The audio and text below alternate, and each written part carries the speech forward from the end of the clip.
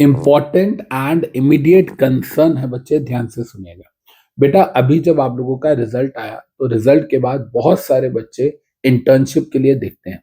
अब आप में से कुछ बच्चे मुझसे अनअकैडमी पे पढ़े होते हैं, कुछ बच्चे मुझसे व्हाट्सएप ग्रुप में यूट्यूब से कनेक्टेड होते हैं एंड जो बच्चे हैं वो रिजल्ट आने के बाद मुझे बोलते हैं कि सर हम इंटर्नशिप करना चाहते हैं, आप प्लीज अपने सर्कल के अंदर हमारी हेल्प कीजिए ना।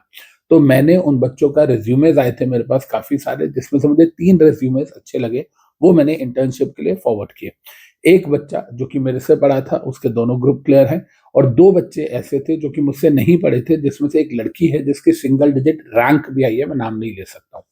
अब मैंने क्या किया बेटा, मैंने उन लोगों को आगे फॉरवर्ड किया, ठीक है।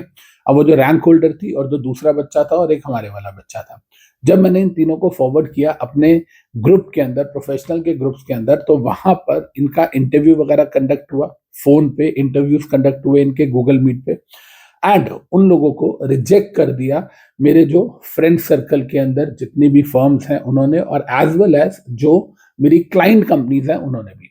आपको पता है मेरे को 2 तारीख को होली से एक दिन पहले मेरे को कॉल्स आते हैं और वो बोलते हैं कि यार अमित एक बात बता, या तो हम तेरी रिकमेंडेशंस को सिंसियरली लेना बंद कर दें या तू हमें जेन्युइन रिकमेंडेशंस देना शुरू कर दे। मैंने कहा यार क्या हुआ?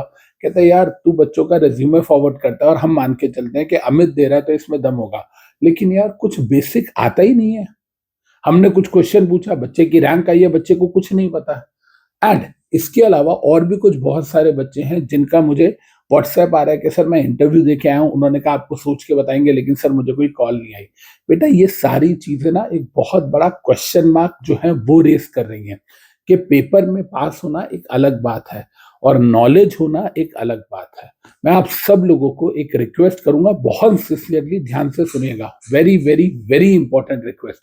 बेटा आप में से जितने भी बच्चों का एग्जी क्लियर हो गया है या आप में से जितने भी बच्चों का प्रोफेशनल क्लियर हो गया है या अभी जो बच्चे एग्जी में आए हैं, मैं तीनों से बात कर रहा हूं, आपको ना मैं अभी एक लिंक शेयर कर रहा हूं अपना कॉम्प्रोमाइज अरेंजमेंट अमलगमेशन का। कॉम्प्रोमाइज अरेंजमेंट अमलगमेशन आपके कोर्स में चैप्टर है, एग्जी में भी है और प्रोफेशनल में भी है। तो जो बच्चे एग्जी क्लियर कर चुके हैं, प्रोफेशनल में गए हैं, उनके लिए भी, और जो एग्जी में आए हैं उनके लिए भी।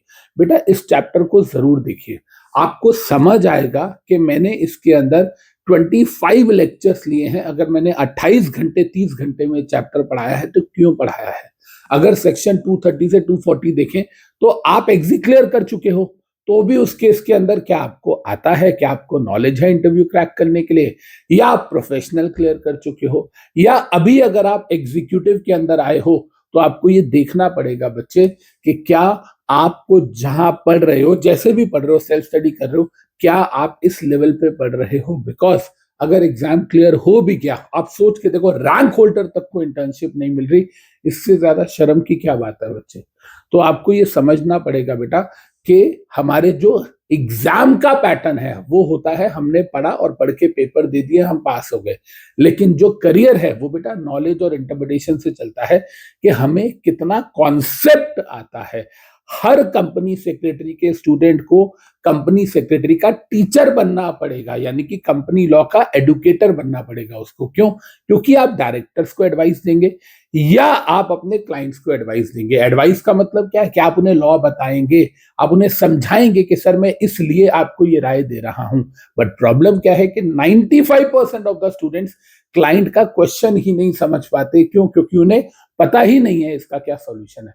तो moral of the story is बच्चे के इट इज वेरी गुड कि हमारे एग्जाम्स क्लियर हुए हैं, हमारी रैंक आई है, हम एग्जीक्यूटिव से प्रोफेशनल में चले गए या हम प्रोफेशनल क्वालिफाइड हो गए, लेकिन उसके साथ साथ रियल लाइफ में काम करने के लिए हमको वो नॉलेज होनी चाहिए।